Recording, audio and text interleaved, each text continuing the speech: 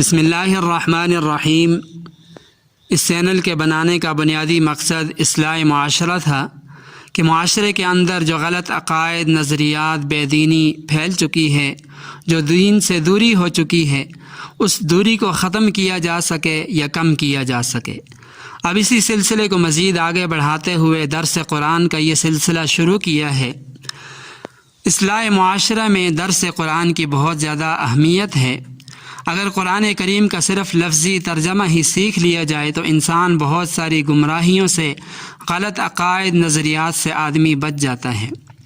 اس لیے تمام دیکھنے سننے والوں سے گزارش ہے کہ اس چینل کو ضرور سبسکرائب کیجیے اور اپنے دوست احباب تک اس پیغام کو ضرور پہنچائیے۔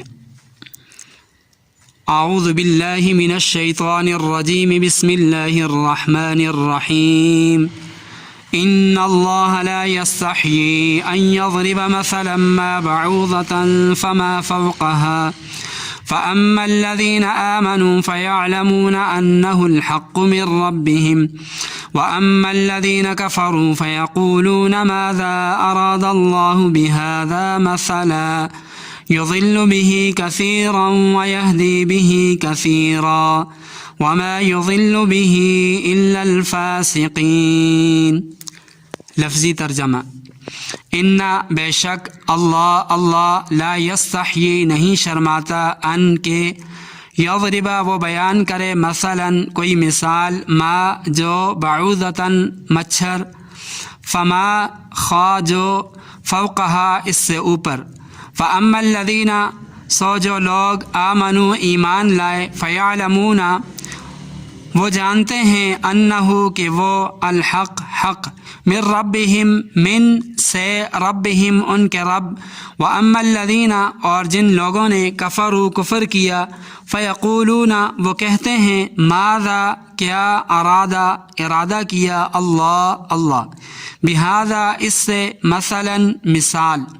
یضل وہ گمراہ کرتا ہے، بہی اس سے، کثیراً بہت لوگ، ویہدی اور ہدایت دیتا ہے، بہی اس سے، کثیراً بہت لوگ، وما یضل اور نہیں گمراہ کرتا، بہی اس سے، الا مگر، الفاسقین نافرمان۔ با محاورہ ترجمہ: ان اللہ لا یستحیی ان یضرب مثلا ما بعوضة فما فوقها، بے شک اللہ تعالیٰ نہیں شرماتا اس بات سے کہ بیان کرے مثال مچھر کی یا اس سے بڑی۔ فاما الذین آمنوا بہرحال وہ لوگ جو ایمان لائے، فیعلمون انہ الحق من ربہم وہ جانتے ہیں کہ یہ حق ہے ان کے رب کی طرف سے، واما الذین کفروا اور وہ لوگ جنہوں نے کفر کا راستہ اختیار کیا،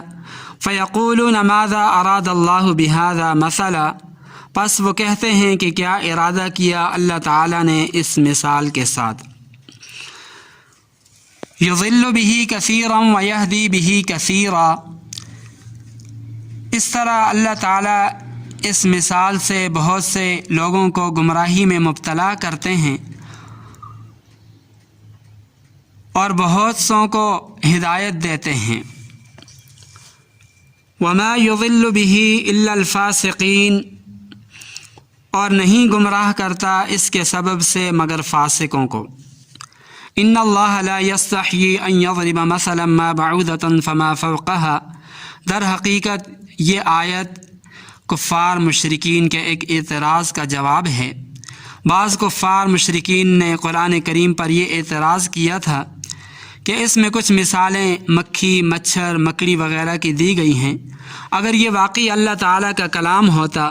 تو اس میں ایسی حقیر چیزوں کا ذکر نہ ہوتا۔ ظاہر ہے کہ یہ اعتراض بالکل بے تکا سا اعتراض تھا، یہ محض جہالت اور کم عقلی پر یہ دال تھا، کیونکہ مثال ہمیشہ مضمون کی مناسبت سے دی جاتی ہے۔ اگر کسی حقیر ذلیل چیز کی مثال دینی ہو تو ایسی ہی کسی چیز سے دی جائے گی جو حقیر و ذلیل ہو۔ یہ کسی کلام کا عیب تو کیا بلکہ اس کی فصاحت و بلاغت کی دلیل ہوا کرتی ہے، مگر یہ بات انہی کی سمجھ میں آتی ہے جو طالب حق ہوں اور حق پر ایمان لا چکے ہوں، لیکن جنہوں نے کفر پر رہنے کی قسم کھا رکھی ہے انہیں تو ہر بات پر، ہر حالت پر انہیں اعتراض کرنا ہے اور وہ کرتے رہیں گے۔ اس لیے وہ ایسی بے تکی باتیں کرتے ہیں اور ایسے بے جا اعتراض کرتے ہیں، ورنہ اس اعتراض کی یہاں کوئی جگہ نہیں بنتی۔ آگے فرمایا فَأَمَّا الَّذِينَ آمَنُوا فَيَعْلَمُونَ أَنَّهُ الْحَقُّ مِنْ رَبِّهِمْ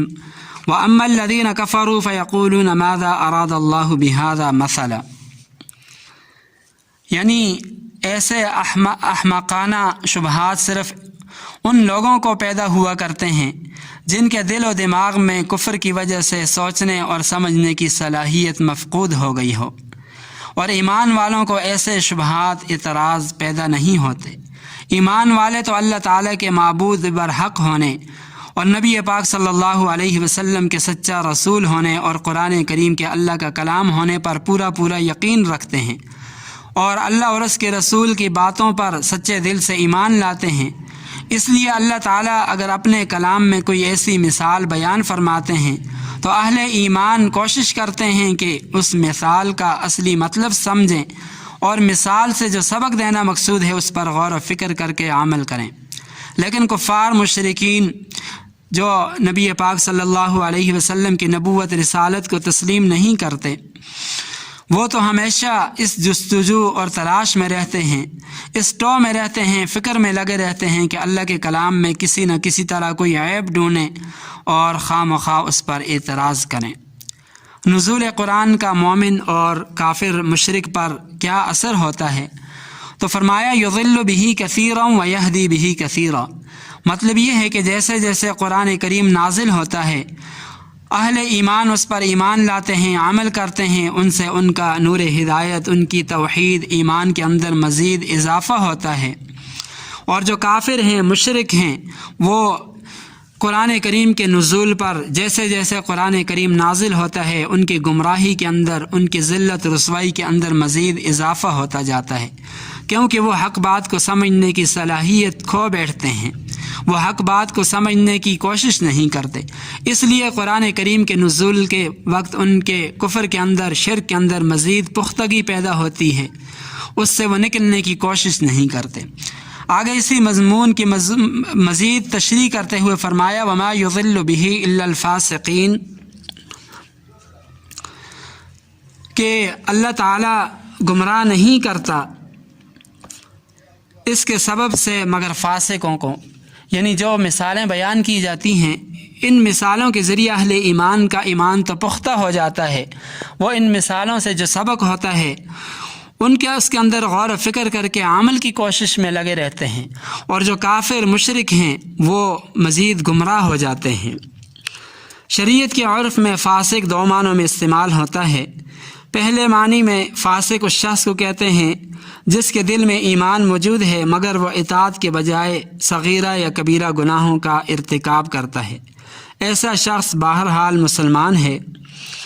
مگر نافرمان ہے، وہ نماز کو فرض سمجھتا ہے مگر پڑھتا نہیں،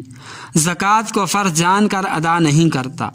تو گویا نیکی کو صحیح سمجھتے ہوئے اس کی طرف مائل نہیں ہوتا، شریعت کی اصطلاح میں فاسق کہلاتا ہے۔ دوسری قسم کا فاسق وہ ہے جو کفر میں حد سے بڑھ جائے، سرکش ہو جائے، تو ایسے سرکش لوگوں کے متعلق یہاں پر فرمایا وما یضل بہ الا الفاسقین، کہ ان مثالوں کے ذریعے اللہ تعالیٰ گمراہ نہیں کرتا مگر جو فاسق ہیں،